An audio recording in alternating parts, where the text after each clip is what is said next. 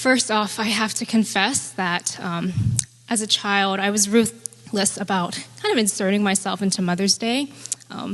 So happy Baptism Day, Lucy. Like you, I was also baptized on Mother's Day.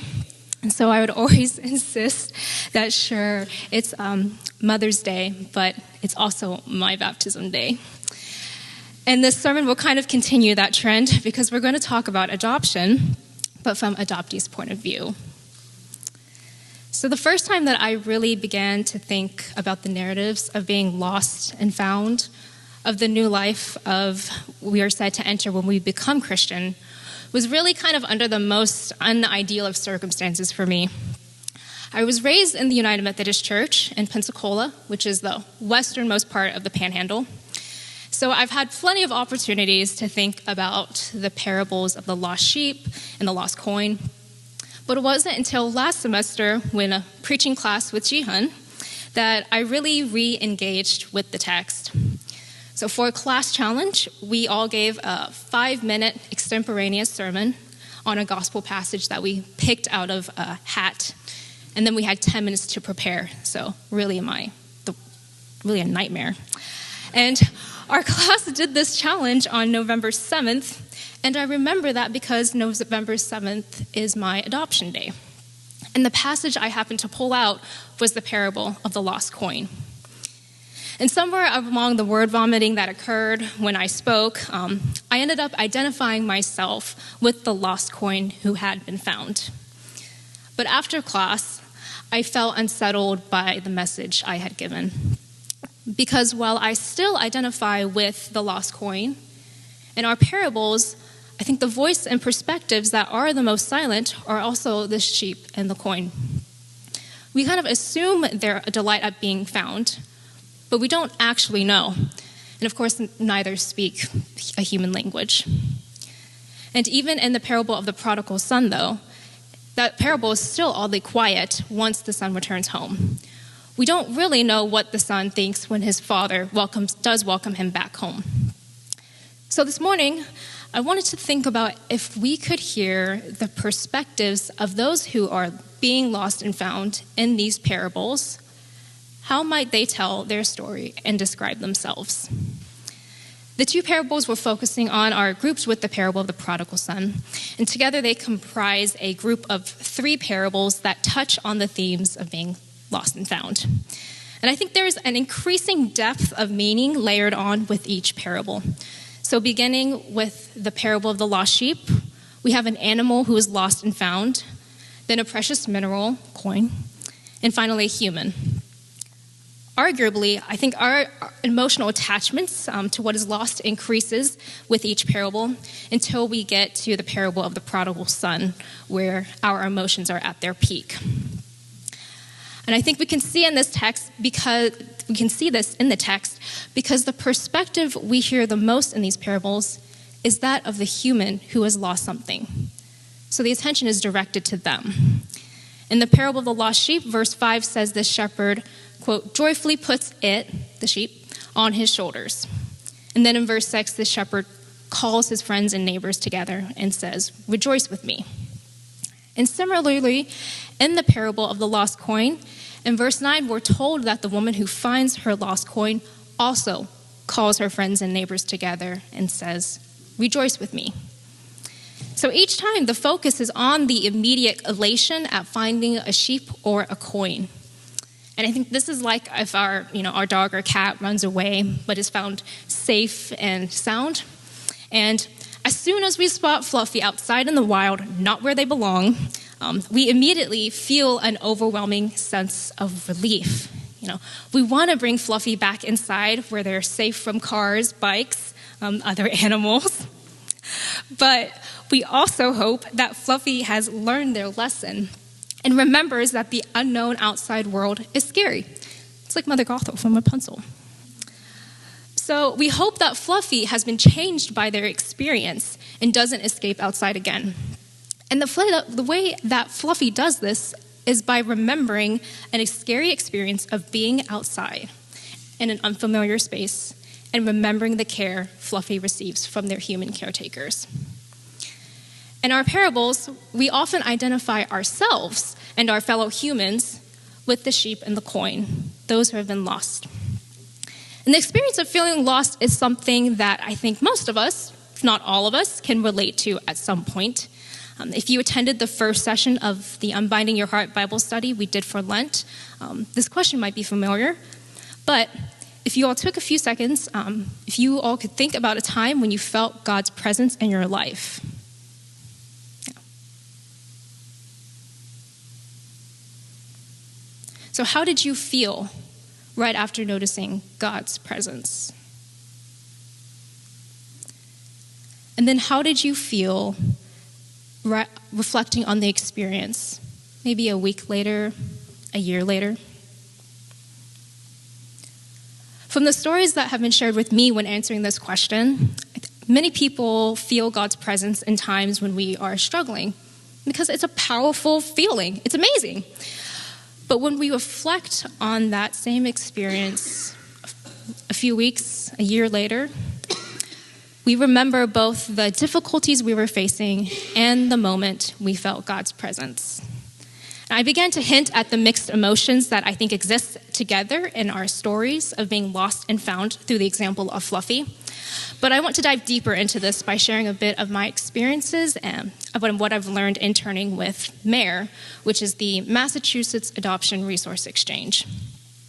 So MARE is a contracted partner with the Massachusetts Department of Children and Families, DCF, and they help advocate for adoption from foster care, especially children who statistically spend the longest time in foster care.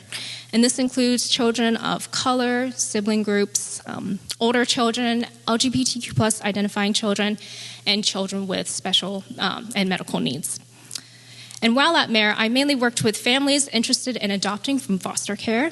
So MARE hosts trainings and webinars for families covering topics such as trauma-informed parenting, how to support a child's cultural, racial, ethnic heritage. And I think this may seem insignificant, like, yeah, a family adopting from foster care should know how children express and process traumatic experiences and big life changes. But for much of the history of formal domestic and international adoption in the U.S., it has not been the norm to teach this information to families who adopt. So my mom's adoption agency, she adopted me from China, and back in 2000, they had her attend a PowerPoint lecture about adopting from China. And the narrative then was, there's tons of healthy baby girls, and Chinese institutions are better than Russia. So your kids will have less medical and developmental problems, which there is some trend to that. But if by healthy you mean that the babies can walk, talk, have 2 arms and legs. But, of course, that is ableist and a naive perspective of adoption and institutionalized care. So the information MARE provides is new for many families. And more importantly, it's based on listening to adoptees' perspectives of their stories and what adoption means to them. I think a recent study was just published surveying adoption narratives that adult adoptees raised in Christian homes were called hearing as children, and then how they interpreted those messages as children versus as adults. And the most common theme that was found was that 85% of adoptees recalled hearing from parents, church communities, popular culture, that as an adoptee, they were, quote, rescued or saved from a bad situation. And in response, as a child, over 60% of them shared that they accepted these narratives as a child or hid their discomfort. But as adults, over 90% of them criticized these narratives for diminishing the trauma, grief, and loss that they said are a, quote, significant part of adoption. So these are the voices of the sheep and the coin sharing what it is really like to be lost and found. And what these voices are declaring is that adoption can't be understood through the binary relationship of being lost and then found. So as an international adoptee from China, I can say that I was probably lucky to grow up in a fairly moderate Methodist Church. I'm from Florida, so give them some grace. It was a politically and theologically diverse group before the schism, but they were progressive enough to know that Christians should not adopt in order to fulfill a biblical mandate to care for orphans. But based on the results of Helder's study and my own experiences with other adoptees, I think my story is a bit of an outlier among adoptees who were raised in Christian adoptive homes. And the problem is not that Christian narratives talk about being found, it's that the narratives talk about being found without recognizing that in order to be found, an initial loss has to occur in the first place. And an adoptive family cannot erase the fact of this loss. So I was adopted when I was 11 months old, and that means I don't consciously remember being adopted.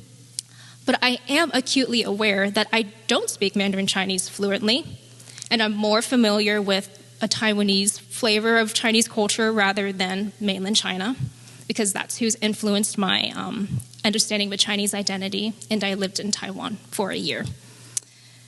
And even though these elements of my cultural heritage can be found again, I don't think they're native to me anymore. So I can take Chinese classes, and I do, but I do have an accent. So in re-engaging with my cultural heritage, there is a remembrance of what has been lost. And that's important to acknowledge. Acknowledging this loss doesn't mean that I love my mom or my life. I love my mom. Happy Mother's Day. And I have incredible friends who feed me and go on adventures with me. But asking whether I'm glad I was adopted is the wrong question to ask. And our reality is that churches are often hesitant to acknowledge the ways loss stays with us. Because, churches want to be able to say that adoption will meet all the needs a child has. Because having that one solution makes problems seem manageable. And they help build people's emotional attachments to a problem. Just last week, I was at an event for a nonprofit working to build a network of churches in Massachusetts who support foster care and adoption in their congregations. And honestly, I think their work is great. Churches are a largely untapped resource for supporting foster parents and biological parents. However, even though this nonprofit acknowledges the clinical reality of trauma, their theological narrative still talks about adoption as a reflection of God's own salvific adoption of Christians. And this does not give attention to the reality of loss. The foster parents who spoke at the event shared that adoption was, for them, quote, a logical next step, unquote, since they were adopted by God. And the founder of the nonprofit also spoke and defined adoption as God welcoming Christians into God's family as an act of pure religion, which is from James 1:27. I don't think that this is a narrative of adoption that should be encouraged. But I also don't think it's necessary for a Christian affirmation of adoption. One reason I think adoption and Christian narratives is framed through these binary terms of lost, found, is because in talking about the new life we find in following Jesus, we've often understood new life in Jesus as conquering and erasing our struggles. But there's a difference between conquering and erasing. And I think adoptees help us hear the silent voices of the sheep, the coin, even the prodigal son after they have been found. What adoptees show us is that being found enables us to move on from loss, but we don't forget it. We need to be able to intentionally acknowledge the reality of loss and how it changes us, becoming a part of who we are and our story. So adoption is not a new life. It's the start of a new chapter in our one life. And this also shows that a new life with Jesus isn't about rewriting or erasing painful experiences that have molded us, but about changing the ending of our story. The parables of the sheep and coin hint at this message of creating new endings. But the parable of the prodigal son makes this message very explicit when the younger brother chooses to return home. And in doing so, changes the trajectory of his story. So in the end, we are an Easter people, but we can't forget that Easter and resurrection do not occur without a crucifixion, a loss.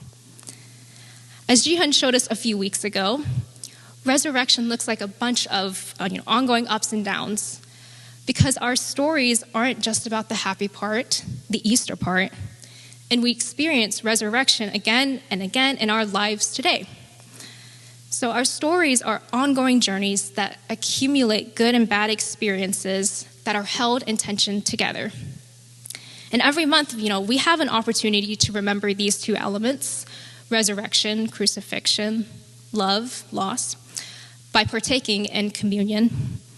And in the United Methodist Church, we often think about communion as a sign of the church's unity. So everyone is invited to take communion in a United Methodist Church. And communion is that, but it's also a reminder that the church was made one through Jesus' death and resurrection. When we're found, we don't erase the lost parts of our lives. And when we take communion, we don't erase the fact of Jesus' death. So although the sheep and the coin in our parables can't speak, I think despite their silence, we can hear how they've been changed. Maybe the sheep returns to its herd with a little more caution about straying from the others. Maybe the coin is now a little less shiny with some new scratches on its surface. And while they are no longer lost, the act of being found or being adopted does not erase the past that has changed them. However, they can and we can reinterpret the past, give new meaning to it, and it no longer holds us back from our fullest potential. Because we're not lost and then found, we're lost and found together. Thank you.